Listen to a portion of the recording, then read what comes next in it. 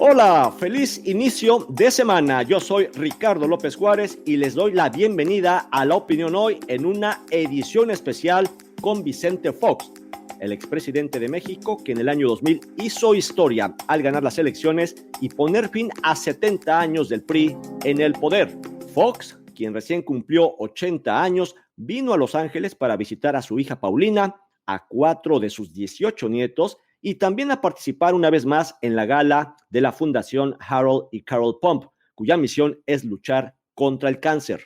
A continuación, nuestra entrevista con Vicente Fox, en la que comenta la que considera la única manera de que México enfrente sus grandes desafíos, además de afirmar que las drogas deben legalizarse y asegurar que los inmigrantes no van a dejar de venir a los Estados Unidos porque este país los necesita. Un saludo para toda la audiencia de La Opinión y La Opinión Hoy. Hoy tenemos una entrevista con una persona muy importante en la historia de México. Es un placer saludar aquí al expresidente y todavía presidente, porque creo que formalmente así se les tiene que decir, presidente Vicente Fox. Muchas gracias por acompañarnos. Al revés, gracias a este formidable equipo de La Opinión y encantado de estar con ustedes. Muchas gracias. También está aquí con nosotros Araceli Martínez Ortega, reportera de La Opinión, y Armando Varela, director editorial del periódico La Opinión. Muchas preguntas y vamos a entrar en una materia que usted conoce bastante bien, que es el tema de la relación México-Estados Unidos. ¿Cómo la ve usted después de tantos años que ha estado fuera de la presidencia? Y también ahí quisiera aprovechar para preguntarle sobre el tema migratorio, particularmente porque yo creo que cuando usted fue presidente nunca estuvimos tan cerca de tener una reforma migratoria y sin embargo en los 20 años que han seguido ha habido intentos, pero no se ha cuajado, no ha pasado nada. A ver, sobre la relación México-Estados Unidos es muy cercana, muy respetuosa, muy estrecha y lo ha sido a lo largo de gobiernos de una ideología, de otra ideología, gobiernos buenos, gobiernos malos. Hoy tenemos un pésimo gobierno en México, nos tocó hoy tener el peor presidente quizá de todos los tiempos y Estados Unidos lo tuvo en ese señor Trump, que fue un chivo en cristalería, que causó tanto daño con su soberbia y su egolatría. Entonces, pero la relación es entre personas, es entre negocios, es entre organizaciones de la sociedad civil y ahí es intensa, fuerte, estrecha, grande. Particularmente nuestros queridos paisanos aquí en los Estados Unidos, y yo sé que ustedes, La Opinión, le ponen muchísimo sabor y mucho esfuerzo a atender esa maravillosa población de migrantes, esos héroes les llamo yo, que admiro y que respeto y que siempre he querido estar muy cerca de ellos. Ayer en este restaurante maravilloso de carne que fuimos con mi familia, con Paulina, entré a la cocina a saludar a mis queridos paisanos. Todos los que estaban allá dentro de esa cocina, espléndida, como una comida deliciosa, todos vienen de México. Entonces, para ellos un saludo lleno de cariño y de respeto, mi admiración y que sepan que estamos con ellos siempre en las buenas, en las malas y en las maduras. Esa es pues la gran relación de persona a persona entre Estados Unidos y México, pero hay una relación comercial, el Trade Agreement, el Tratado de Libre Comercio, que ha sido una herramienta poderosa para desarrollar la economía americana, para desarrollar la economía mexicana, nos ha hecho hacer un comercio espectacularmente grande, estamos ya cerca del trillón, o sea, 1.000.000 de millones de dólares de intercambio comercial. Y déjame decirte, México no es el pequeño ahí en el backyard. Somos competitivos, intercambiamos uno a uno, importamos tanto de Estados Unidos como le exportamos a Estados Unidos y por tanto eso ha hecho más fuerte nuestra relación y nuestra asociación. Bueno, la reforma migratoria, pues todos recordamos aquel triste día de septiembre 11, donde fue tan brutal el impacto que cambió, casi todo cambió en el mundo. Y recuerdo con el presidente Bush unas palabras que él me dijo cuando yo le hablé, primero para mostrar nuestro sentimiento por ese terrible día. Él me dice: Vicente, todo cambió a partir de hoy. Y particularmente las prioridades de atención del gobierno de los Estados Unidos. Hoy voy a dedicar mi administración a combatir el terrorismo, a luchar contra esa lacra y ese problema, y por tanto nuestra relación comercial, nuestro tema de migración pasa a segundo término.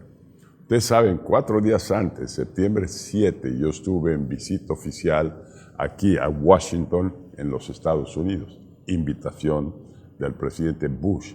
Pero también tuve 3 días de reuniones con comisiones relacionadas con el tema de migración. Estábamos a punto de cerrar el acuerdo, tanto con el Congreso como con la administración Bush 43, Bush 43. Esa cercanía estuvo a punto de cristalizar en una reforma total migratoria muy benéfica para Estados Unidos, muy benéfica para México. ¿Por qué para Estados Unidos? Estados Unidos necesita del trabajo, de la dedicación, de la productividad de estos mexicanos que vienen aquí a hacer una gran contribución.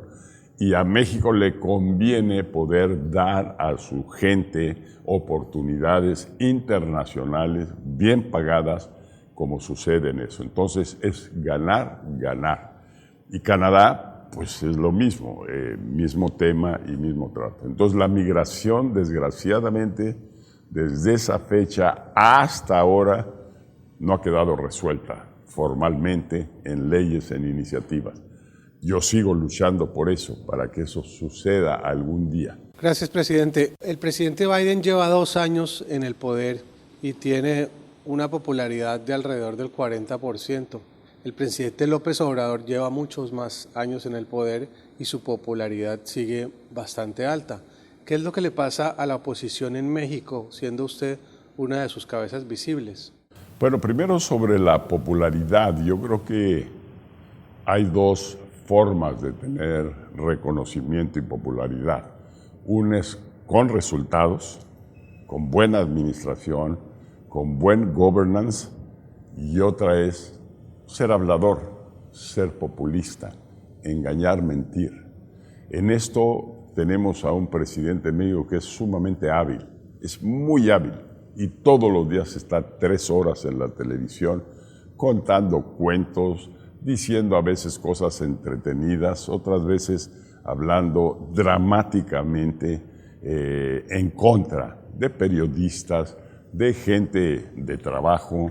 Ha descalificado a la clase media, ha descalificado al Instituto Electoral, ha descalificado a todos mundo, y el único que ha calificado es el ejército. Entonces ha puesto el país en manos del ejército.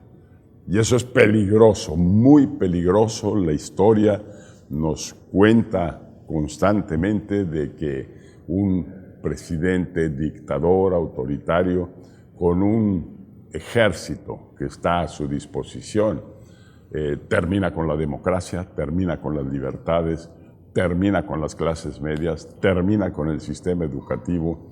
Eso es exactamente México hoy, y me da dolor y pena decirlo. Esto es una tendencia en el mundo entero, el populismo. En muchos países, ahí tienes España, ahí tienes varios países en Europa, muchos ahora en Latinoamérica, en Colombia, en Perú, aún Chile está pasando de ser socialdemócrata a ser un enredo. ¿Qué viene y por qué sucede eso? No tengo la respuesta. A la mera hora, los de antes estuvimos equivocados, como dice López Obrador. A la mera hora, estos populistas solo vienen a satisfacer su ego, a hacer sentir su presencia, a disfrutar el poder absoluto, que es lo que hacen estas personas. Yo creo pues que la democracia está en peligro. El futuro hacia adelante de la democracia no es nada cierto, pero además, por culpa muchas veces de la democracia misma, no ha rendido los frutos que se espera de ella, no ha dado a las naciones, particularmente a las gentes, el ingreso que esperas, los empleos que esperas, la educación que esperas. Entonces, tenemos un problema. ¿Y qué viene adelante? Yo pienso que lo que viene adelante es una nueva forma de hacer democracia y hacer gobierno, y que vienen gobiernos híbridos, gobiernos de coalición, gobiernos donde hagamos a un lado la ideología, pongamos eso en el baúl del pasado y contratemos gobiernos que dan resultados contantes y sonantes, que le dan empleo a la gente, que le dan escuela a los hijos de los padres de familia, que te dan un medio ambiente protegido, que te dan infraestructura para que como personas podamos crecer. Pero entonces reconoce que hay una necesidad social que no ha sido tomada en cuenta por gobiernos del pasado y que ahora está habiendo un movimiento, digamos, hemisférico en ese sentido. ¿Cuál es su opinión al respecto? Te lo pongo en mis propias palabras y mis propias ideas. En el mundo hoy vemos un divide, una división total entre los que tienen y los que no tienen. Hoy vemos dos categorías de ciudadanos o sociedades. Una vanguardia exitosa, líder, que va abriendo el espacio y el camino hacia el futuro. Muy exitosa, pero con la limitación de no estar conectada con la retaguardia. Esos a los que tú te refieres, a los que se refería Perón, los pobres, los no considerados, hoy tienen voz. ¿Se la ha dado quién? Y qué bueno, medios de comunicación y particularmente redes sociales. Entonces el grito es estridente, es un grito: quiero también caminar hacia el desarrollo, quiero también las oportunidades que esa vanguardia ha tenido. Y esa exigencia hoy está generando gobiernos que tristemente los engañan, que tristemente dicen: sí, yo te represento, vamos a luchar contra los que tienen, vamos a luchar contra los neoliberales, vamos a enjuiciar a los presidentes anteriores como hizo López Obrador, vamos a llevarlos a la hoguera, que el pueblo los juzgue. Eso es una voz de mesías tropicales, mesías nefastos, que engañan a esa gente. Yo creo que esta nueva tendencia del populismo no va a durar mucho en el tiempo. Yo creo que no pasa de unos 10 años, porque no dan resultados, porque la gente nuevamente va a decir: chingao, ¿qué pasa? No tengo respuesta a mis problemas, quiero soluciones. Y esta gente tampoco las está dando. No son buenos gobiernos, sobre todo no son gobiernos de resultados. Estás escuchando La Opinión Hoy, un podcast que hacemos los periodistas de La Opinión cada mañana de lunes a viernes. Si te gusta, suscríbete por favor en tu servicio favorito de podcasts. Presidente Fox, yo no recuerdo haber visto un México más dividido que el de los últimos años. Usted comentó hace pocos días que era necesario una coalición que se unieran el PRI, el PAN, el PRD, toda la oposición, buscar un consenso y buscar una narrativa y un líder para poder oponerse al gobierno de López Obrador. Platícanos un poco qué tiene usted en mente. Sí, yo creo que la unidad debe ser un propósito y debemos de luchar por esa unidad en lo superior, donde todos pensemos por el bien de México.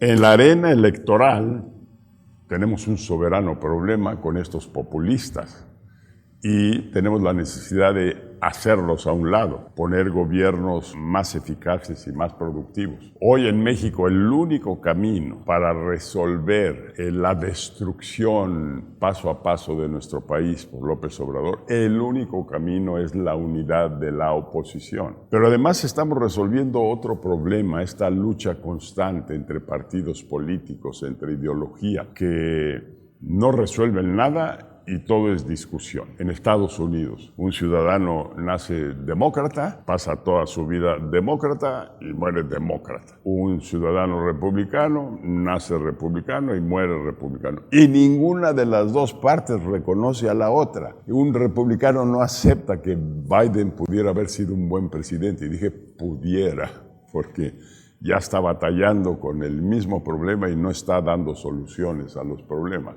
Un Trump que llegó como chivo en cristalería a arrasar y a destruir todo, a proponer construir un muro, a ir en contra de México y los mexicanos, ir en contra de la migración. Entonces, eso lo tenemos que evitar. Ideologías como la de esas extrema derecha de Trump es fatal para una nación. Ideologías populistas sin resultados como las de Latinoamérica, fatal. No le dan resultados a la gente. Entonces hay que encontrar un camino, hay que vencerlos y por eso yo estoy promoviendo fuertemente unirnos toda la oposición para derrotar al tirano y para reconstruir gobierno. Pero ojo, no meter el mismo error nuevamente. Tenemos que tener un gobierno que deje a un lado las ideologías del PAN, las del PRI, las del PRD, que piense solo en los ciudadanos y en resolver sus problemas. Y para eso yo creo que gobiernos de alianza, un gabinete bajo una presidenta o un presidente, un gabinete que venga de los mejores hombres y mujeres del país y los mejores de cada partido, del PAN, del PRI. Así no van a imponer su ley, así no van a obligar al pueblo de México a tragar camote como estamos tragando hoy. Yo quisiera preguntarle, si me permite, esta oposición en México no ha logrado pues avanzar, ¿no? Y a mucha gente, aún panistas o priistas, les cuesta mucho trabajo aceptar esa alianza, ¿no? A los panistas decir, ¿por qué nos vamos a aliar con quien ha sido siempre nuestro enemigo, que llevó al país a la situación en la que está de tanta corrupción? Y entonces hay señalamientos de ambos lados, la oposición no avanza. ¿Quién para usted podría encabezar, ser un buen candidato que pudiera darle la pelea a Morena? El dedo en la llaga. Primero, ningún partido político de oposición hoy está en posibilidades de ganar la presidencia de la República por sí solo en el año 2024. Entonces, tenemos que pasar de la individualidad a la colectividad, a que seamos partidos unidos, que logremos dar la batalla y ganar la lucha electoral. El problema es quién, y ahí señalaste pues el punto fundamental. Como esto no lo hemos vivido antes, el quién no está claro. Hay una fórmula en Estados Unidos que son las primarias. Pudieran ir esos posibles candidatos en unas primarias, el del PAN, el del PRI, el del PRD, o los del PAN y los del PRI, todos los que quieran participar, unas primarias para elegir a la persona, al candidato. Esa es una fórmula. El problema en México es los fraudes electorales, es los engaños de aquellos que controlan los partidos políticos. Hay una mafia que controla por un tiempo al PAN, luego una en el PRI, luego una en el PRD. Entonces es muy difícil por esa vía de las primarias elegir. ¿Qué se ha optado entonces? Las encuestas, ver quién aparece mejor posicionado en encuestas. Esa es una posible fórmula. Pero yo tengo una tercera, y uso mi propio ejemplo con modestia. Te la tienes que ganar, olvídate si es encuesta o si es primarias, lo que sea. Lánzate a la calle, gana la opinión pública, ten el respaldo de los ciudadanos y entonces el partido político tiene que aceptar lo que manda la ciudadanía. Entonces, para mí esa es la fórmula, sin embargo, tampoco parece aceptada. ¿Quién va a ser ese candidato? Yo digo que el que gane opinión pública antes de todo el proceso. El que gane y se obliguen los partidos políticos a elegirlo. Ahora, ese es apenas, y uso una alegoría bíblica, el Mesías. El Mesías o la Mesías que va a venir a ser el candidato. Y ese Mesías o esa Mesías tiene que ofrecer una tierra prometida. Ojo, ¿qué es la narrativa que va a competir con la narrativa de López Obrador? Él encontró una narrativa formidable, ese deseo de la gente, de que se le considere, ese deseo de la gente de tener ingresos, tener escuela, tener todo, todas esas promesas, esa promesa de que acabe la corrupción. Bonito toda la narrativa de López Obrador y se ganó a la gente. Luis Donaldo Colosio Riojas, ¿qué opina de él? Él podría ser, porque necesita también alguien con carisma, además de la narrativa, además de... Tiene carisma y tiene marca, lo que no sé si tiene contenido. Esperemos a ver cómo le va gobernando el municipio de Monterrey, que es un gran municipio. Ahí va, pero no se oye mucho de él. La gente ya no va a comprar juguetitos, ya no va a comprar perlas o cristalitos, ya quiere ahora sí la verdad. Quiere garantía de que el que siga no va a venir con el mismo cuento. Ya tuvimos el PRI por 70 años y la gente no quedó satisfecha. Ya tuvimos el PAN por 12 años y la gente no quedó satisfecha. Hoy tenemos a López Obrador apenas 4 años y hay una insatisfacción total. La gente dice ya, otra vez fracaso, otra vez no funcionó. Entonces la gente va a decir, ¿y ahora quién?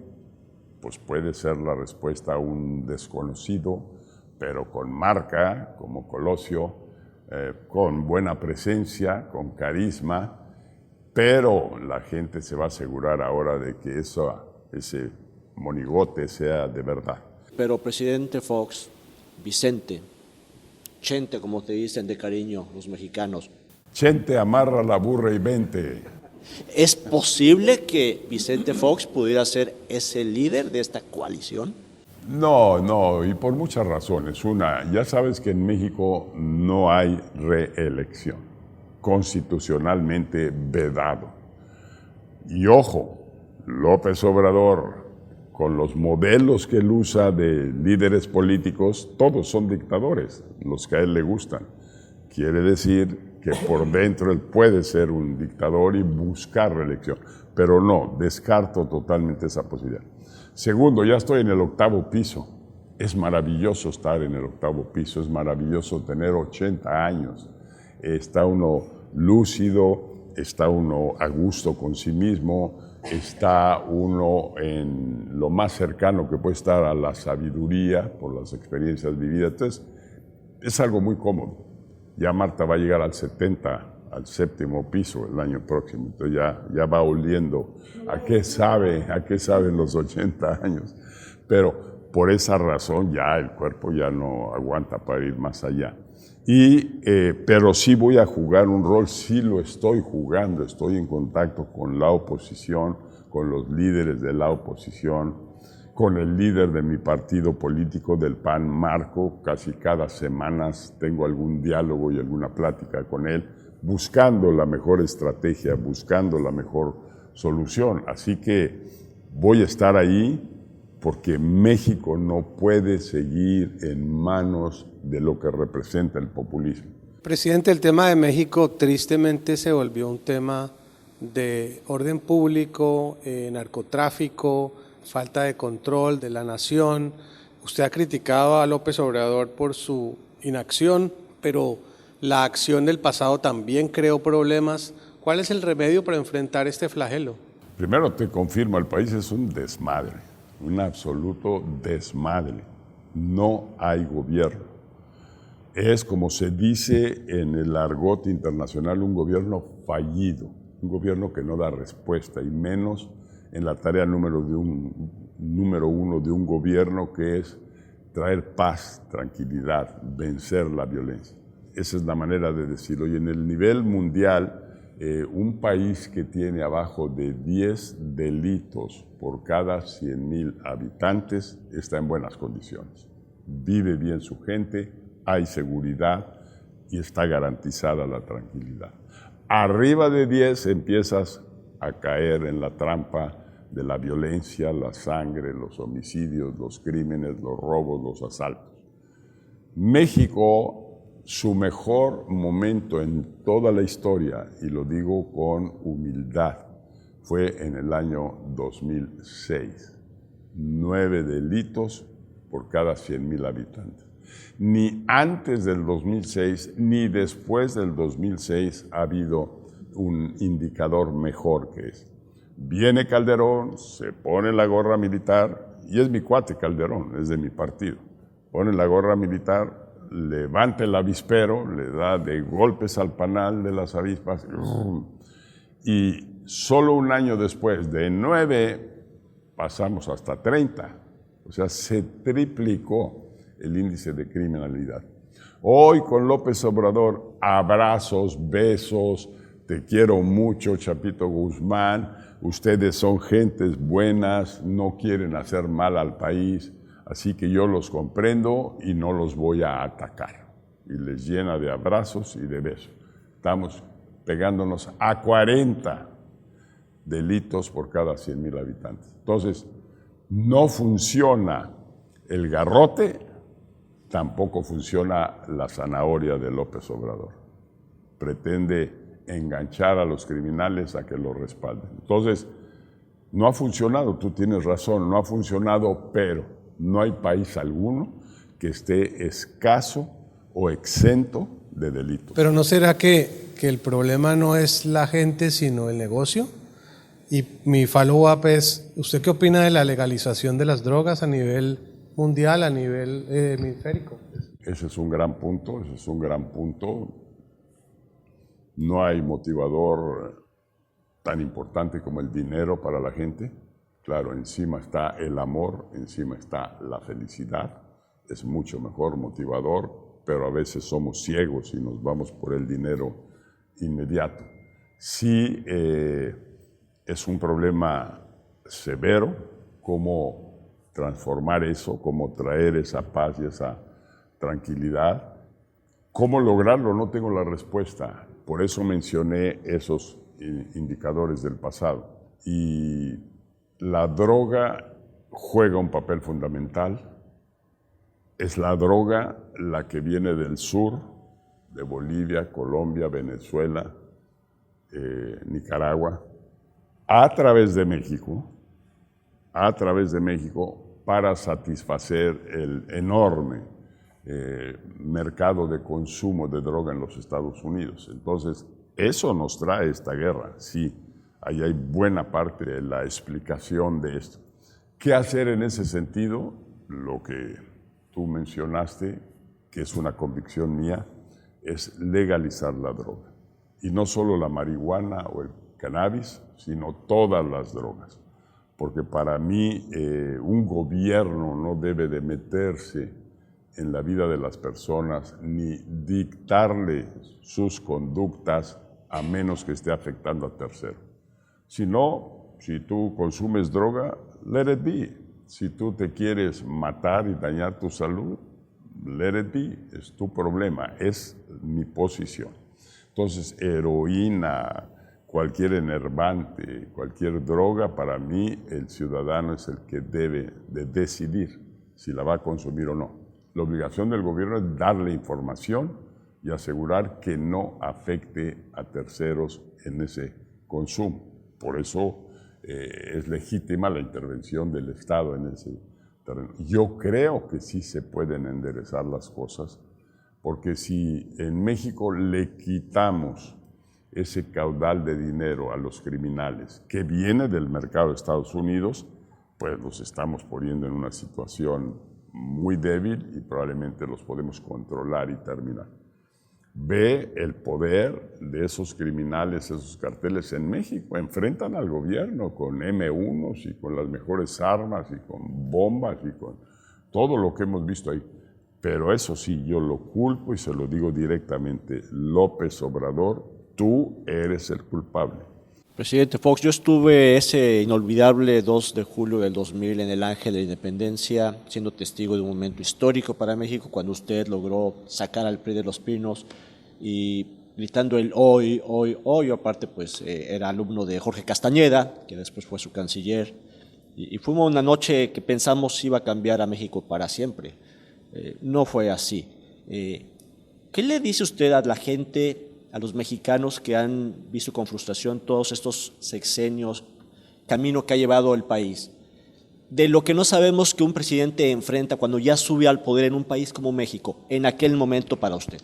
Bueno, mira, te lo voy a poner en una frase.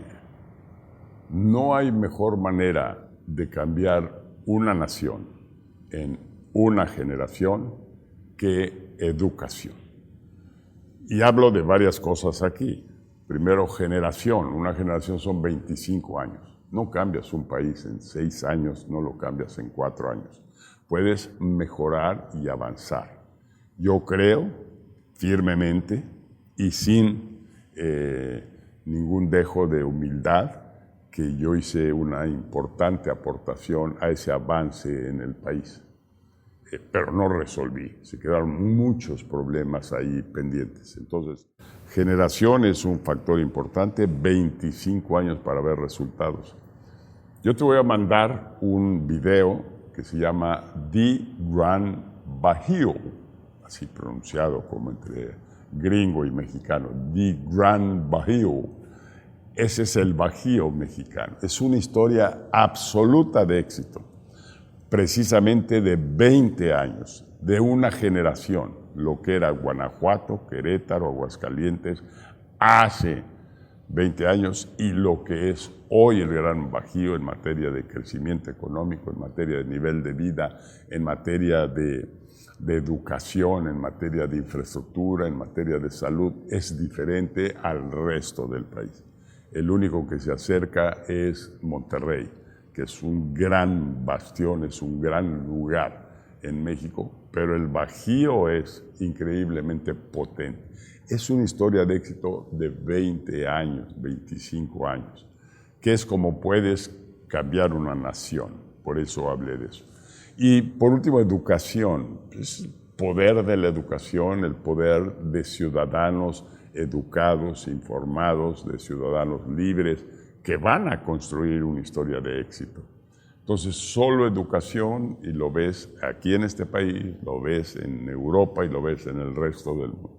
La educación es la palanca para cambiar las cosas. Presidente Fox, yo no quisiera que nos fuéramos sin que le diera un mensaje a los paisanos y retomar un poquito el tema de la reforma migratoria, que es lo principal que quiere nuestra gente, una reforma migratoria, tener papeles para poder vivir con seguridad y tranquilidad, pero no lo estamos viendo que vaya a pasar con Biden. ¿Qué les dice a usted para que sigan luchando por ese sueño de estar legalmente en este país? Paisanos, queridos paisanos, el sueño va a aterrizar, va a suceder. Y probablemente no venga por gobiernos o por diputados o por senadores. Va a venir porque los ciudadanos lo quieren fervientemente, y va a venir porque la necesidad del futuro es la migración. Este país no puede sostener su crecimiento sin migración. Entonces, las circunstancias, el mercado va a resolver ese tema. La economía no va a crecer si no hay más gente. Ve la economía más exitosa en los últimos 30 años en el mundo, la economía china, y es China porque tiene una reserva de 1.100 millones de chinos. Entonces, tiene toda la energía del mundo para empujar esa economía al crecimiento. Va a llegar a ser más grande que la de Estados Unidos, no tengo la menor duda, en muy poco tiempo. En las negociaciones de los tratados de comercio internacional, el tema salarial siempre es un tema muy delicado.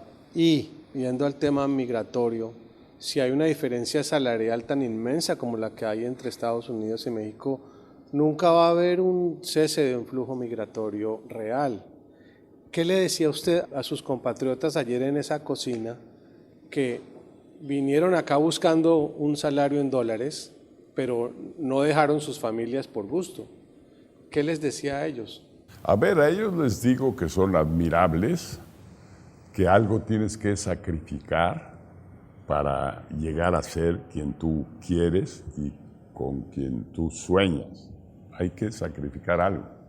Y en este caso hay que sacrificar la nostalgia, el estar lejos del terruño, en no tener los mejores chilaquiles y los mejores frijolitos, pero a cambio tienes 20-1. Ese es el incentivo poderoso, en este caso de la migración México-Estados Unidos. Si tú aprendes a nadar o aprendes a saltar, nadas y cruzas el Río Grande o saltas el muro de Trump y empiezas a convertir tu ingreso de $1 en $20. Es un incentivo poderoso. Entonces, ahí está. Por eso vienen.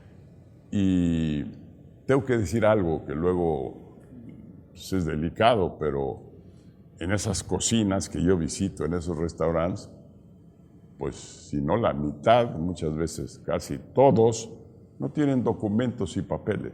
Pero otra vez, el gobierno sigue en el pasado. No tienen papeles porque no los necesitan, porque hay alguien que los contrata y que les está pagando un buen salario. Y es un arreglo, entre comillas, un poquito fuera de documentación oficial, pero funciona.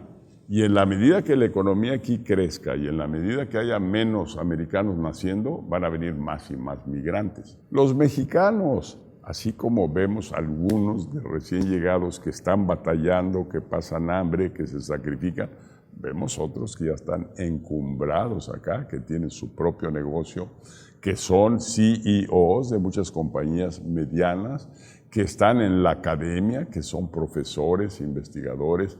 Estamos llenos de mexicanos exitosos también aquí.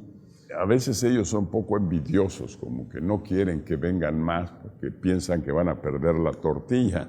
No sucede eso, el mercado está en expansión en cuanto a demanda de mano de obra y aceptemos a todos, que vengan todos.